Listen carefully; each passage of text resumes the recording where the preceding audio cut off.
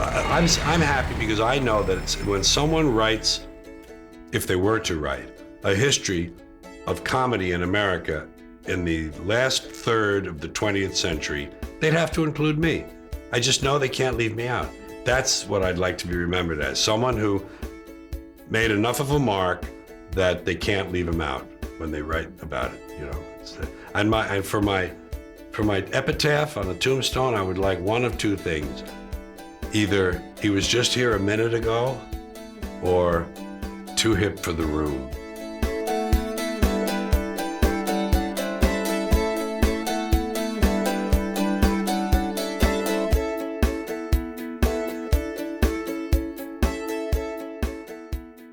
I began with a dream of being Danny Kaye, which is a very mainstream dream. It's very middle America. It's a people pleaser job. And I dreamed a path that was traditional. Comedian, disc jockey, comedian, actor, big success. A mainstream dream. Meanwhile, what I really was an outlaw and a rebel because I had lived that kind of life. I got kicked out of 3 different schools. I got kicked out of the Air Force. I got kicked out of the choir. I got kicked out of the altar boys. I got kicked out of summer camp. I got kicked out of the Boy Scouts. And I quit school at 9th grade. I had great marks. I was a smart kid, but I didn't care. They weren't teaching what I want. I didn't give a shit. It's important in life if you don't give a shit. It can help you a lot. And I was I was a pot smoker when I was 13. We broke the law. We broke into cars. We broke into offices. We broke into Columbia University. We broke into stores. We did all sorts of unlawful things. And I was that kind of person. I was one who swam against the tide of what is expected and what the establishment wants from us. But I didn't know that about myself because this dream blinded me. This dream was about America, about the path that we all follow, the middle of the road, middle class America, mainstream will dream. And meanwhile, I'm sitting there like this, you know, fuck those people. Fuck that shit. Look at this stupid shit. No, I don't want to be in the bunny number. Can I get out of the bunny number, please? I don't want to put on that fucking uniform. You know, and I didn't know this dissonance was inside me. And in the period this is happening, all through the 60s, the counterculture was forming. The free speech movement started in Berkeley. The hippies were growing into a force. Peace, love, flower power, pot smoking, anti-authority. See, ding, ding, ding, ding, anti-authority. Throw over the establishment. Burn down the math building? Wow. Ding, ding, ding, ding, ding, ding, ding. So I gravitated toward that because I was that person, really. And the people I hung around with were that way. The musicians I knew in the late 50s had gone through that transition. Suddenly they looked different and their music changed. And I'm listening to people like the Buffalo Springfield. I'm listening to Bob Dylan. I'm listening to these people and I realize these artists are using their talent to project their feelings and ideas, not just please people. And I began to take some acid and some mescaline. I didn't overdo it. I had a couple of trips that weren't the best, but I had a lot of great trips. And that is a values-changing drug. Hallucinogens are a value changer. So is marijuana. Like it or not, it changes your values. It opens up windows, doors of perception, Aldous Huxley called them. And you see things differently. And I suddenly was able to see my place and to realize I was in the wrong place. You see, in 1967, the summer of love, the peak of the hippie movement, I was 30. I was entertaining people in nightclubs who were 40. And they were at war with their kids who were 20.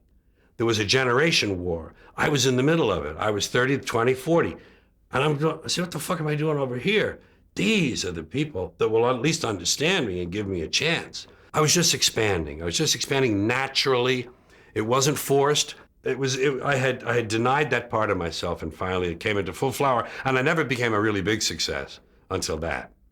I probably had 200 television appearances by that time, and I still wasn't realized as a writer, comedian, as a comedian. By that I mean I hadn't let myself grow into that, and I found out later I was more than just a comedian. I read something when I was still a comedian in the Greenwich Village. A friend of mine, Bob Altman, not Robert Altman, Bob Altman. He told me about Arthur Koestler's act of creation. He showed a triptych, a 3-paneled illustration. And that was the progression of a creative person. And the jester was in the first triptych. And the jester is, of course, a person who makes jokes. He makes these funny jokes. But if he has ideas attached, if the jokes are built on sound ideas, if there's something philosophical in his thinking that the jokes illuminate, then he's a bit of a philosopher too. So he goes to the second part of the triptych. Jester becomes jester philosopher now. And if he does those things with marvelous language, language that thrills us, particularly graceful combinations of words and runs and rhythms of language, then he becomes a poet as well. And so the jester has become a philosopher poet, and he's all one. And I read that at a very young period before my development really kicked into gear. And yet somehow it stayed with me. And I think I can now do a little justice to that theory. I think I can claim to have their essays now. There are sound ideas in them. The jokes are great. I would never run from jokes. Joke. I love big jokes. I love fat jokes. I love home run jokes. And I just put in 5 or 6 more the other day in this piece that's almost finished. And I love the jokes. But the jokes are there to decorate the ideas. The ideas are about what I don't like in this country, what it is I'm sort of kind of disenchanted by in my fellow man, my fellow human, and my fellow American. So those are the ideas. But then I found that I have this ability my father had to be really good with language and to put it into kind of interesting sounding bits and snatches and runs and trills and things. And so I've kind of gotten that. I mean, I kind of have inherited that. And now I feel fully realized as a performing writer. See, I used to think of myself as a writer, as a performer who wrote his own material. I always bragged about that in interviews. I'd say, I write my own material, because a lot of comedians didn't. I'd say, I'm a comedian, but I write my own material. Now I think I'm a writer who performs his own material. I write, but I have 2 places for it, books and on stage. And then on stage it becomes HBO. HBO saved me, because my record career had pretty much died down. I had 4 gold records in the early 70s, and you can't be the new hot guy in town forever. So I began to fade and then run out of ideas. I drifted a while. HBO came along. In 77, I did my first show for them. They didn't have many subscribers. 78, I did another one, and I was on my way. I've now done 13 of them, and number 14 is coming. And that is what has kept me in front of a mass audience without censorship. I don't mean just fuck, shit, and piss. I mean ideas that would be unwelcome on commercial enterprise television, because commercials, it's in the word. It's a commercial enterprise. They can't allow you to be upsetting the customers. No. Can you soften that a little? I don't do that. I burned that out. Those 4 albums, like I say, you can't be the fastest gun in town forever. Some guy comes to town, he's a little bit faster than you.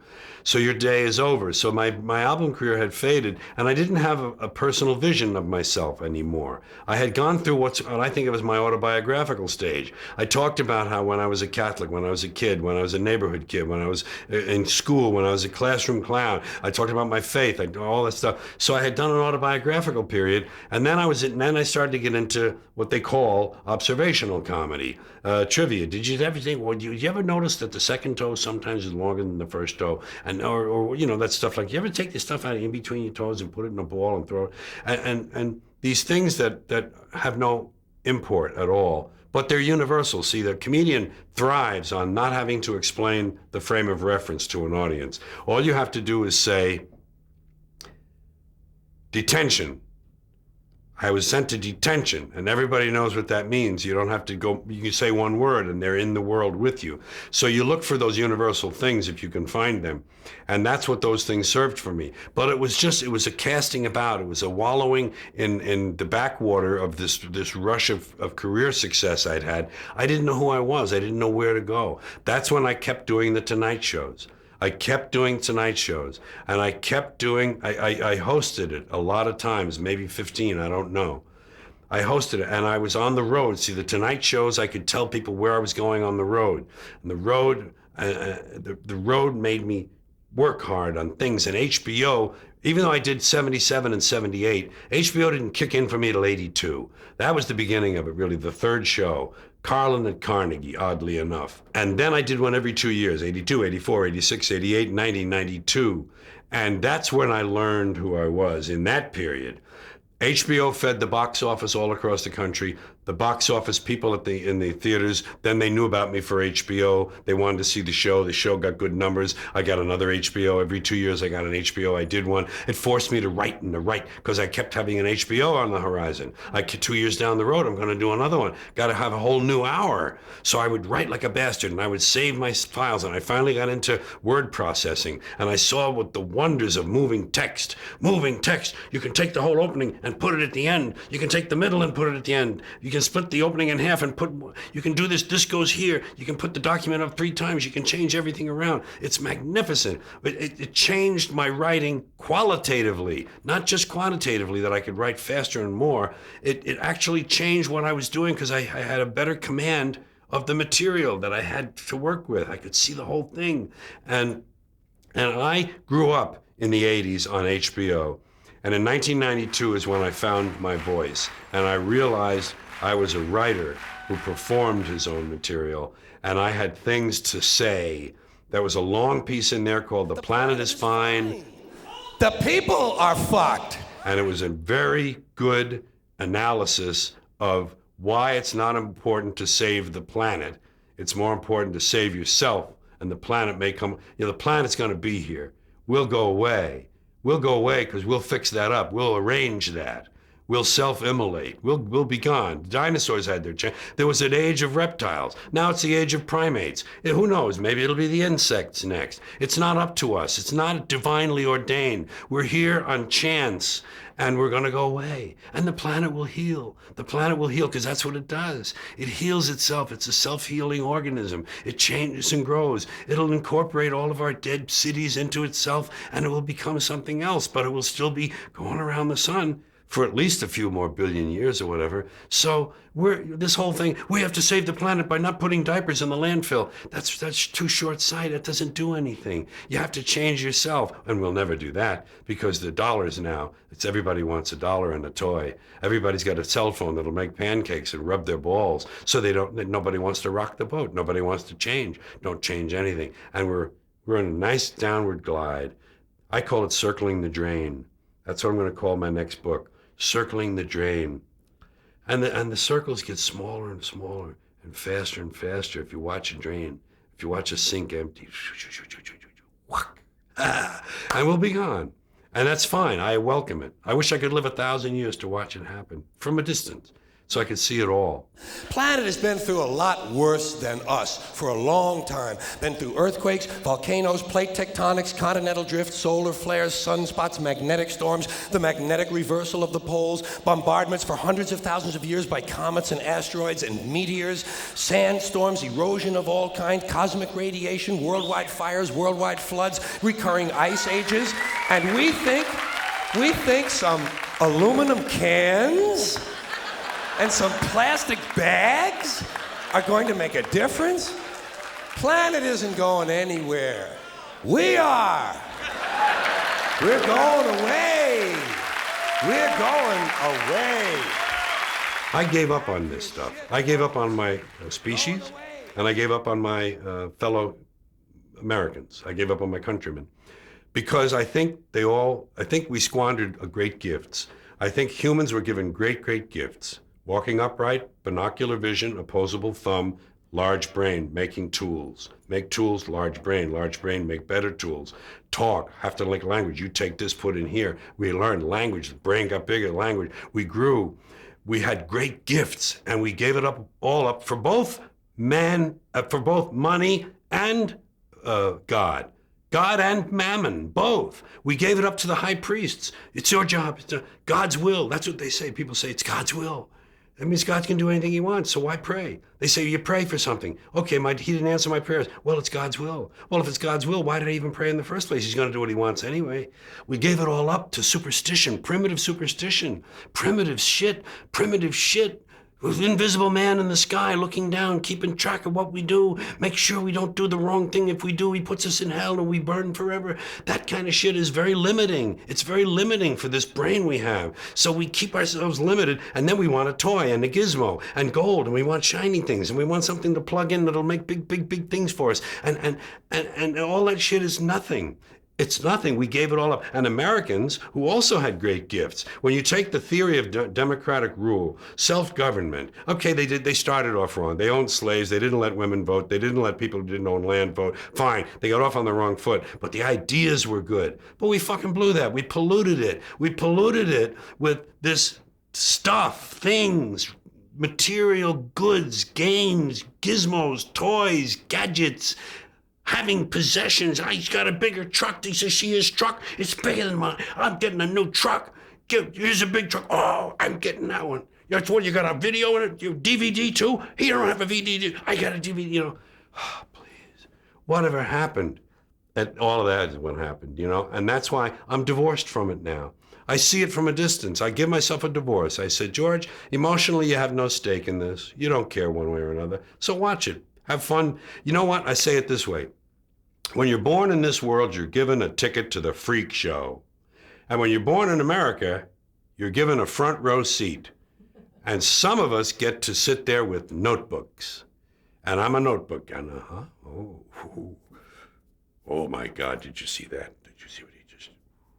And I watch the freak show, and I got my notes, and I make up stuff about it, and I talk about the freaks. And the freaks are all humans, and they're like me, and they're all the same. We're all the same. I'm not better. I'm not different. I'm just apart now. I'm separate. I'm over here because I put myself out of the mix. I don't have a stake in the outcome. I'm not a cheerleader for a given outcome now. Oh, they say if you scratch a cynic, you'll find a disappointed idealist. And I would admit that somewhere underneath all of this, there's a little flicker of a flame of idealism that would love to see it all whoosh, change. But it can't happen that way.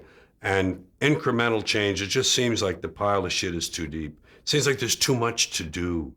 To do it all, to do everything you would need to clean this act up of a human, too much. And there are forces that don't want that.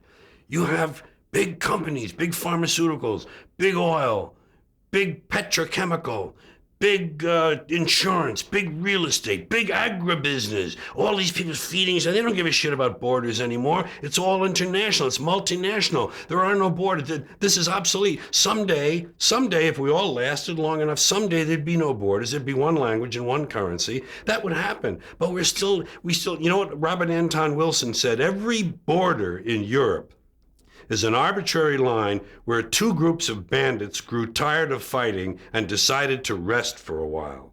That's all we are about. We're going over there. What do they got? Well, they got bigger stones on the other. Don't you see the guys who live down? How about the people on the cliff? They got trees. Let's go. Let's get to beat the shit out of them. They got women there. We always want what we don't have. And I'm happy with what comes my way and getting to write these things I write. Thank you. I'd like to begin. Thank you. I'd like to begin by saying, fuck Lance Armstrong.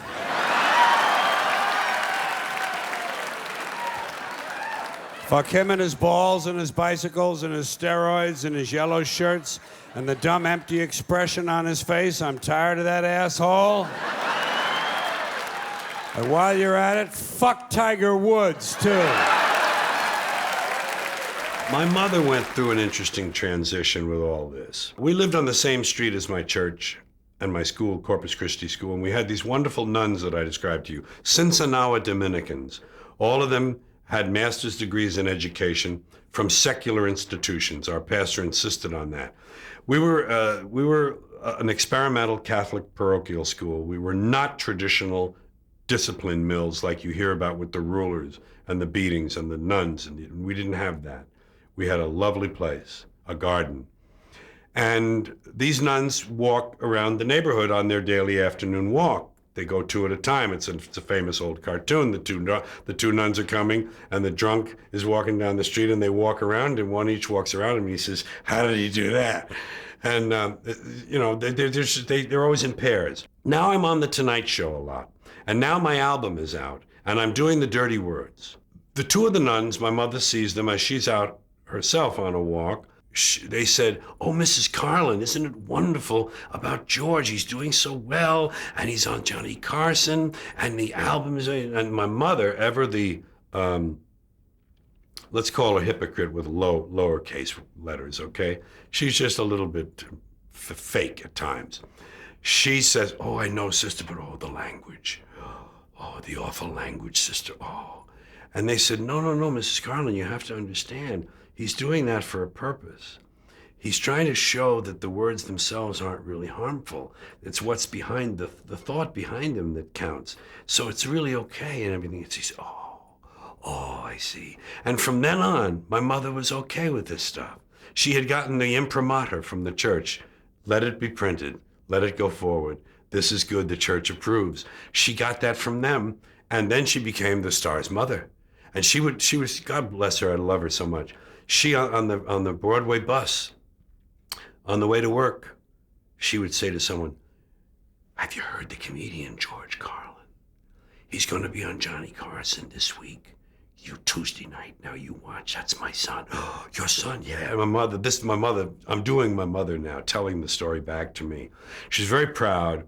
And once she understood that I had a kind of a purpose, but she always would say to me, "I can't wait till someday you come back to the church and I see you receiving communion in the tuxedo. You look so good in the tuxedo and the dirty hippie stuff, with the dirty beard." And I say, "I know. Ma, Carnegie Hall, I'm going."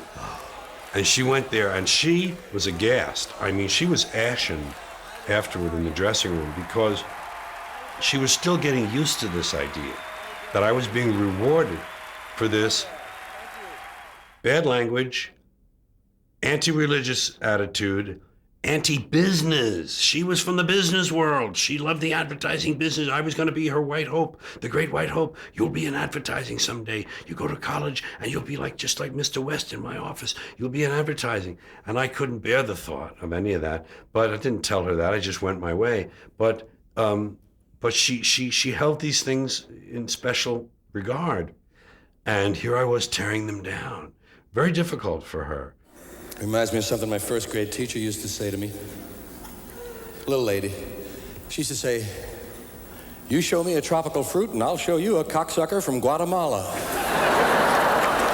She heard this hour and a half or more of approval, laughter, applause, approval, laughter, applause, smiles, acceptance. And then they stood up at the end and she didn't know it had reached this level. She didn't know it had this force, this power to it. And she was kind of like that, in the dressing room. But she grew into it okay. She always would say, "I pray for you every night that you'll come back to the church." And I say, "Ma," and I told her once, I said, "Ma," you got to understand something. I'm a moral person. That's all the church wants me to be.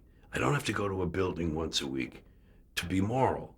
I am honest. I treat people well. I do the right things. I have a nice baby. I have my wife. I treat them well. I'm good. I'm a good man, I know, but, this is, yeah, I know, But she could never understand that. It was her sorrow, I started to question all this stupid hat shit when I was a kid. When I was a kid, I was a Catholic, at least until I reached the age of reason, okay? So I was a Catholic for about 2.5 years, something like that. And during that time, one of the things they told us was that if a boy or a man went into a church, he had to remove his hat in order to honor the presence of God. But they had already told me that God was everywhere. So I used to wonder, well, if God is everywhere, why would you even own a hat? Why not show your respect? Don't even buy a fucking hat. My pattern is after the HBO show is finished, I know that hour perfectly. I know it beautifully. And I have some things that I had to leave out that I cut, in the last 3 or 4 months for time. Just cut certain things because I do about an hour and 20 on stage. So I had about 20 minutes left over every time. I would take that 20, bring them back to life, and put them in the stand-up show. And I would do the HBO show. I would coast with the old material for about 6 months. Just coast with it because I found there's no overlap with the concert audience. They don't say, oh, we saw that on HBO. There's none of that feeling. They love seeing it again, if they have seen it before, and a lot of them don't have HBO. A lot of them don't watch it all the time.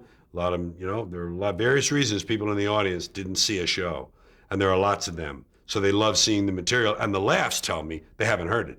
The laughs tell me they haven't heard it before. So I feel safe coasting for 6 months. At the end of the coasting period, I'm a little tired of the material by then, so I take one piece that I have from my vast ocean of shit that's moving up in the chain toward being next. I have things that call out to me in the computer, things that kind of say, hey, George, it's like a guy on a football, second team on the football bench. Put me in, coach, put me in. These things cry out to me, put me in, George, we're next, And there are things, I'll read them in the computer, and I get excited here. I just feel it in my stomach. I get a little excitement, and I think, I gotta tell them this. Wait till I tell them this. They gotta hear this. That's the process. They gotta hear this. This is fucking great. Then I would take that out of the computer, fix it up, take it out of the files, put it up, and start working on that piece. And just getting a piece that's good enough to take out on stage with the papers. And I read it. Doing the whole show without reading the one piece, or read a new piece. Start to memorize, start to get it, now I got it. It keeps changing. Now I got a new piece in. It's like a sock. If you darn a sock, the old riddle was, if you take a sock and begin to darn holes in it, if you darn it over the long period of time, if you darn it enough times until finally there's none of the original sock material left, is it the same sock or is it a different sock? I don't know. It's all different, but that's the same sock. So that's the show. I start darning it. I start putting in a new piece, taking out one, putting in one, taking out one. It begins to grow. By about a year of doing that, I have a good idea what I want in the show, and I'll force feed some more things. I do strict memory work at home, trying to learn things. I don't always want to read them from the paper for a while. It's a good way to learn them, reading them from paper, but I read that poem, A Modern Man. I read that for 2 years off the paper. Then one night I put the paper down and I had it. But most of the time I learned them at home, and I just build a show. It's like putting another piece of clay on the sculpture, and I round it off and I fix it up, and pretty soon I got a finished piece for the gallery, Here's one more item for you, the last in our civics book. Rights. Boy, everyone in this country is always running around yammering about their fucking rights. I have a right, you have no right, we have a right, they don't have a right. Folks, I hate to spoil your fun, but there's no such thing as rights, okay? They're imaginary. We made them up, like the boogeyman. The Three Little Pigs, Pinocchio, Mother Goose, shit like that. Rights are an idea. They're just imaginary. They're a cute idea, cute, but that's all, cute and fictional. But if you think you do have rights, let me ask you this. Where do they come from? People say, well, they come from God. They're God-given rights. Oh, fuck, here we go again. Here we go again. This show I'm doing now, I didn't know what this show would be. This one that's going to happen in March.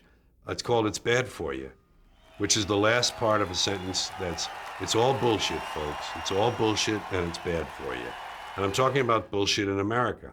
Bullshit in government, bullshit in religion, bullshit in the commerce, bullshit in the system. Just the bullshit we tolerate, the stuff we live with. It's like wallpaper. There's so much bullshit. And I say bullshit is the glue that binds us as a nation.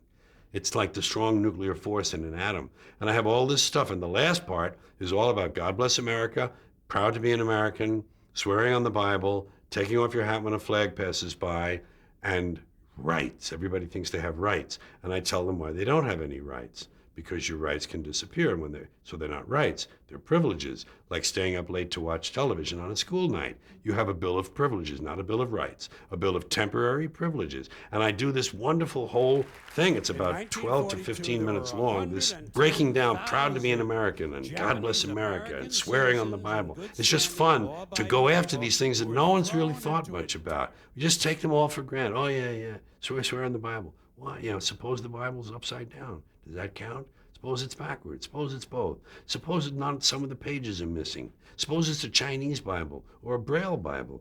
Or suppose they give you an upside-down Chinese Braille Bible with half the pages missing. Does that count? Do you have to tell the truth? Or who? And pretty soon all this shit breaks down and becomes something we made up. It's bullshit. We made it up. It's fucking make-believe, folks. It's like the boogeyman. We made that up, It's all fucking make-believe. And people they cling to these things. Not my audience. My audience is glad to hear me get in there with the roto-rooter and deep enema and clean the system out. I mean, I love doing this stuff. It's just such a joy.